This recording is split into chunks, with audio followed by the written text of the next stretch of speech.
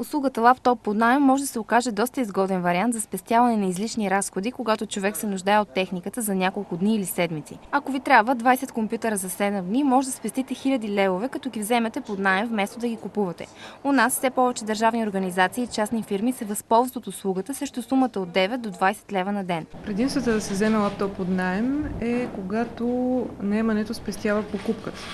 Това са случаите, когато нуждата от лаптоп е краткосрочна и се изчерпва с някакво събитие. Един лаптоп на ден струва между 9 и 20 лева, като цената зависи от периода на наемане. Ако период от 1 до 3 дни съответно е по-скъпо, за по-дълъг период имаме отстъпки, както и за по-големи количества.